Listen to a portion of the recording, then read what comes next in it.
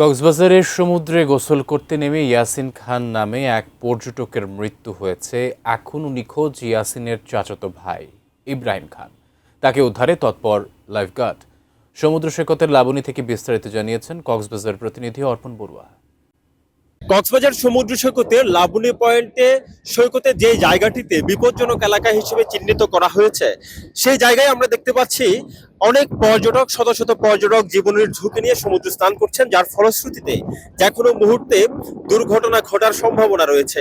ঠিক এই মুহূর্তে আমরা পর্যটকদেরকে দেখতে পাচ্ছি সমুদ্রে স্নান করছেন, বিপজ্জনক এরিয়ায় তারা এখানে আনন্দে মেতেছেন। এই ব্যাপারে আপনারা কি ব্যবস্থা নিচ্ছেন? আসলে আমরা ওনাদেরকে মেসেজ দিচ্ছি এবং মাইকিং করে বলতেছি যেন ওনারা পানিতে না নামে, নামলেও হাঁটু পানির বাইরে যেন না যায়। এরপরও পর্যটকরা কথা অমান্য করে কিন্তু এরা মাঝখানে যাচ্ছে, আমরা তাদেরকে নজর রাখতেছি। নাজিরাট থেকে উপকূল থেকে সোনা দিয়ে যাচ্ছিলেন, ঠিক সেই মুহূর্তে আসলে তীব্র ঢেউয়ের টুরে আসলে সেই নৌকাটি ভেঙে চুরে চুরমার হয়ে যায় অত্যাধুনিক নৌকাটি। এই ঘটনায় 4 সদস্যের পরিবারটির দম্পতি সহ তাদের এক সন্তানকে উদ্ধার করা হলেও তাদের যে একজন কিশোর আলবার্ট, তাদের সন্তান, সে নিখোঁজ ছিল। পরবর্তীতে দীর্ঘ 1 দিন বা 1.5 দিন পর গতকাল সন্ধ্যায় নাজিরাট থেকে উপকূলে তার মরদেহ ভেসে ওঠে।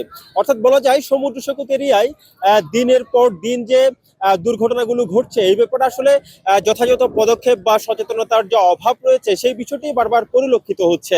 মানুষ সমুদ্রে নামছেন এবং তারা কোনোভাবেই আসলে সচেতনতা অবলম্বন করছেন না, যার ফলশ্রুতিতে যে কোনো মুহূর্তে আসলে তীব্র ঢেউয়ের কবলে পড়ে তারা দুর্ঘটনায় পতিত হচ্ছেন, মৃত্যুর মুখোমুখি হচ্ছেন। অর্থাৎ বলা যায় কক্সবাজার সমুদ্র সৈকতের বিভিন্ন পয়েন্ট এখন মৃত্যুপুরীতে পরিণত হয়েছে। সবচেয়ে বেশি দরকার মানুষের সচেতনতা, পর্যটকদের সচেতনতা, তেমনটি মনে করছেন সংশ্লিষ্টরা। কক্সবাজার সমুদ্র সৈকতের লাবণী থেকে এটুকুই ছিল এখানকার সবশেষ।